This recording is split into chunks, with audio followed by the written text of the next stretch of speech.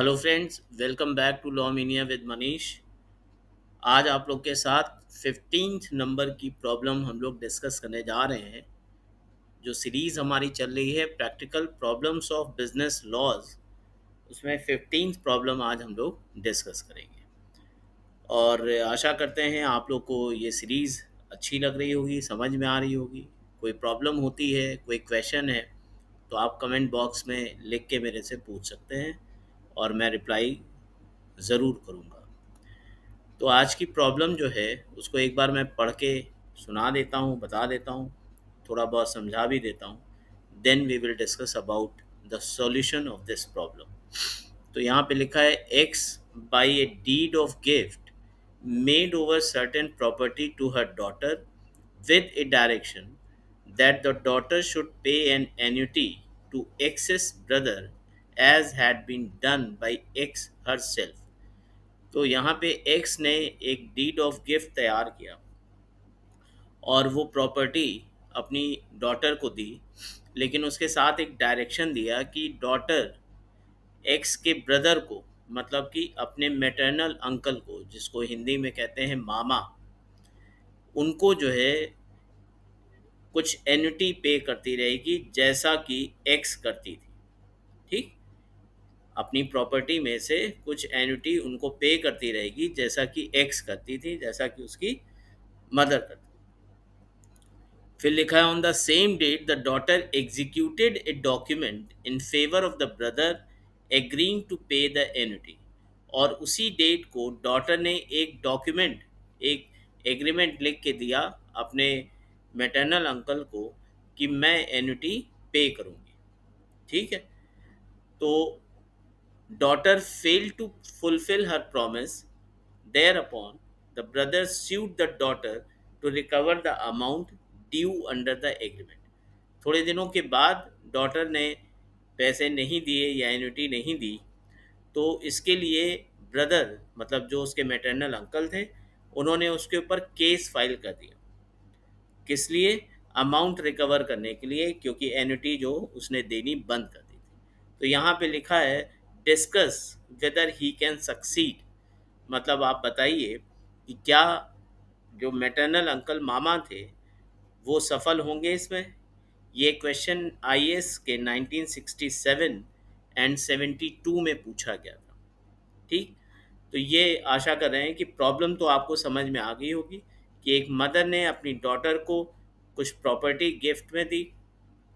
ठीक, और उसके साथ एक कंडीशन रखी कि इसमें से कुछ पार्ट एज एन्युटी उनको अपने ब्रदर को पे करते रहेंगे, मतलब अपने मैटरनल अंकल को पे करते रहेंगे। ठीक, और डॉटर ने एक एग्रीमेंट साइन करके दिया उसी डेट पे कि मैं एन्युटी पे करूँगी।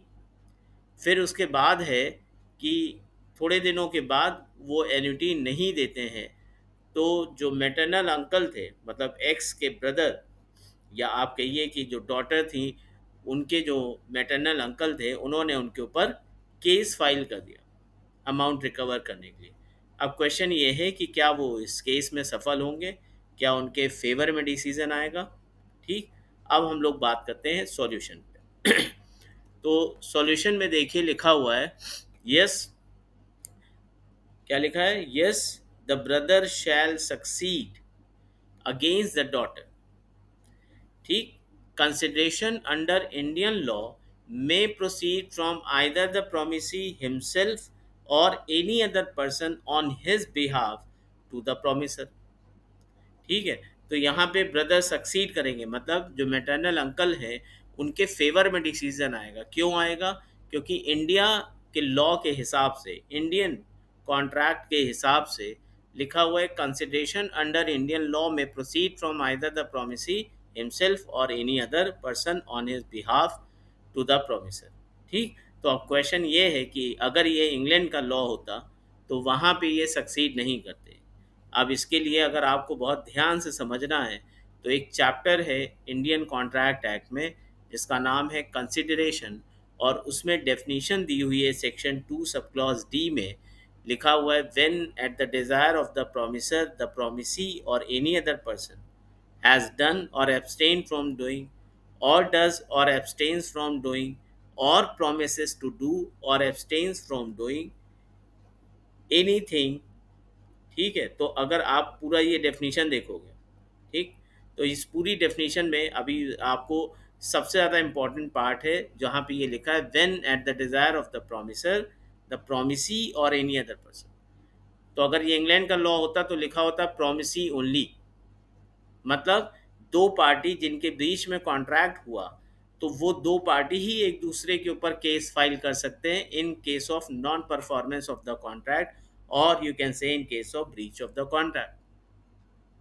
लेकिन चूंकि लॉ ये इंडिया का है तो यहाँ पे डेफिनेशन में लिखा है the promisee or any other person. तो ये एनी अदर पर्सन है कौन? ये एनी अदर पर्सन वो है जिसके बेनिफिट के लिए वो कॉन्ट्रैक्ट किया गया। अब जरा इसको ध्यान से समझेंगे तो मदर ने डॉटर को प्रॉपर्टी ट्रांसफ़र की गिफ्ट में, और उसने ये प्रॉमिस भी किया कि मैं एन्युटी पे करूँगी मैटरनल अंकल को। ठीक, तो एक्चुअली ये कॉन्ट्रैक्ट जो हुआ मदर और डॉटर के बीच में वो किसके बेनिफिट के लिए हुआ? मैटरनल अंकल, मामा के बेनिफिट के लिए। तो मामा क्या हो गए? The any other person, promisee or any other person जिसके बिहाफ पे या जिसके बेनिफिट के लिए वो बेनिफिशियरी माने जाएंगे, जिसके बेनिफिट के लिए ये कॉन्ट्रैक्ट किया गया। तो अगर इंडिया में ऐसा होता है कि दो लोगों के बीच में कॉन्ट्रैक्ट हुआ और तीसरी पार्टी के बेनिफिट के लिए हुआ तो वो तीसरी पार्टी बेनिफिशियरी मानी जाएगी, और अगर कुछ गड़बड़ होता है तो उसके पास राइट है, वो क्लेम कर सकता है। अब इसको एक छोटे से एग्जाम्पल के साथ बताते हैं। मान लीजिए मैंने इंश्योरेंस का एक कॉन्ट्रैक्ट लिया, तो that would be treated as a contract between me and the insurance company. ठीक, और उसमें नॉमिनी मैंने अपने बेटे या बेटी को बनाया या अपनी वाइफ को बनाया, तो वो इनमें से कोई भी पार्टी जिसको हम बेनिफिशियरी बना रहे हैं, सॉरी नॉमिनी बना रहे हैं, वो बेनिफिशियरी होगी। अब अगर कुछ गड़बड़ होता है आगे जाके तो उस केस में उनके पास राइट है, चूंकि वो पार्टी टू द कॉन्ट्रैक्ट नहीं है लेकिन बेनिफिशियरी टू द कॉन्ट्रैक्ट है, तो वो जो है केस फाइल कर सकते हैं और वो कॉम्पनसेशन के लिए क्लेम कर सकते हैं। तो ठीक वैसा ही कुछ यहाँ पे हुआ। तो यहाँ पे लिखा है कि daughter agreed, sorry, X transferred property to her daughter with the instruction that she should pay annuity to X brother. ठीक, तो इस एग्रीमेंट पे साइन हुआ। तो daughter agree to act likewise by another agreement, उसने एक अलग और एग्रीमेंट बना के कहा कि हाँ ठीक है, जो आपने टर्म्स एंड कंडीशंस रखी हैं, आई एग्री टू पे। The only defense which she can take for non-payment to ex-brother is that no consideration has moved from him for the agreement under which payment is to be made। अब एक ही इस पे stand वो ये ले सकते थे कि मैं जो पे कर रही हूँ उसमें मुझे वापस कुछ नहीं मिल रहा, मतलब कंसिडरेशन में मेरे को कुछ नहीं मिल रहा। तो what is consideration? The give and take between the parties. तो यहाँ पे वो एन्युटी दे तो रही है, उसके बदले में उन्हें कुछ नहीं मिल रहा है, इस बात के लिए वो आर्ग्यू कर सकते हैं। लेकिन प्रॉब्लम क्या है कि यहाँ पे पहले ही लिखा है when at the desire of the promisor, the promisee or any other person. Please आप सेक्शन 2 सब क्लॉज डी की डेफिनेशन जो दी है आपकी कंसिडरेशन की कॉन्ट्रैक्ट में, उस डेफिनेशन को पूरा पढ़ेंगे तो पूरा आपको समझने की ज़्यादा ज़रूरत भी नहीं है। आप ये शुरू का ही 2 पॉइंट देखोगे कि when at the desire of the promisor, the promisee or any other person, तो यहीं पे बात आके आपकी कंक्लूजन मिल जाता है कि एनी अदर पर्सन कौन है। एनी अदर पर्सन वो बेनिफिशियरी है जिसके बेनिफिट के लिए कॉन्ट्रैक्ट बनाया गया। तो यहाँ पे कंसिडरेशन है कि नहीं है इससे हमें मतलब नहीं, चूंकि वो बेनिफिशियरी है तो इसलिए उनको उसका बेनिफिट मिलना चाहिए। तो ये जो आपका डिफेंस है, ये डिफेंस काम नहीं करेगा यहाँ पे। फिर लिखा है but consideration in the form of property has come from X to her which is the consideration for her agreement with X's brother. ठीक, and this is a case of consideration moving from third party. ठीक है, तो वो third party से move होगा। अब यहाँ पे अगर कंसिडरेशन की बात करेंगे तो हाँ, वो कंसिडरेशन इस तरीके से आपका माना जा सकता है। And the contract is thus valid and she is bound to make the payment, hence X's brother shall succeed. तो यहाँ पे उनको जो मैटरनल अंकल मामा जी हैं उनको इसका बेनिफिट मिलना चाहिए। क्यों? क्योंकि ये इंडिया का कॉन्ट्रैक्ट है, तो इसमें आपको ये चीज़ समझनी पड़ेगी। ठीक है, तो ये बात होगी सॉल्यूशन की। नेक्स्ट अगर आप आएंगे तो नेक्स्ट हम लोग को बात करनी है आपके रेफरेंस के बारे में। तो रेफरेंस में जो सबसे ज़्यादा इम्पोर्टेंट है वो एक है case Chinnaiya versus Ramaiya. Clear? अब इसमें आप और भी केसेस देखोगे, लेकिन इस पर्टिकुलर सिचुएशन के लिए ये बेस्ट केस है रेफरेंस में। और मैंने पूरा इसका साइटेशन भी दे रखा है, आप चाहें तो इसको गूगल पे सर्च करके पढ़ सकते हैं। तो ये सेम उसी के जैसी कंडीशन, मतलब यहाँ पे जो चिन्नैया थे वो क्या थे, प्लांटिफ, और रमैया जो है डिफेंडेंट। ठीक, तो ये हो रमैया हो गई डॉटर, और चिन्नैया जो थे ये हो गए मैटरनल अंकल। तो इन्होंने केस फाइल किया था, और चिन्नैया जो थे उनके फेवर में डिसीजन आया। तो एक्चुअली ये एग्जैक्टली उसी कंडीशन पे बेस्ड है जो रमैया थी, उनको उनकी मदर ने प्रॉपर्टी ट्रांसफ़र की और साथ में ये एग्रीमेंट किया। और एग्रीमेंट किसके फेवर में था या बेनिफिशियरी उस कॉन्ट्रैक्ट में कौन था, वो थे मैटरनल अंकल चिन्नैया। ठीक है, तो यहाँ पे अगर आप इस केस के फैक्ट्स पढ़ेंगे वो पूरी तरीके से इसी प्रॉब्लम को मिलते जुलते बनाएंगे। ठीक है, तो यहाँ पे ये बात हो गई। दूसरा, आपको थोड़ा सा डिटेल में अगर ये समझना है कि promisee or any other person कौन है, तो वो डेफिनेशन ऑफ कंसिडरेशन जो दी है वो आप सेक्शन 2 सब क्लॉज डी में पढ़ सकते हैं।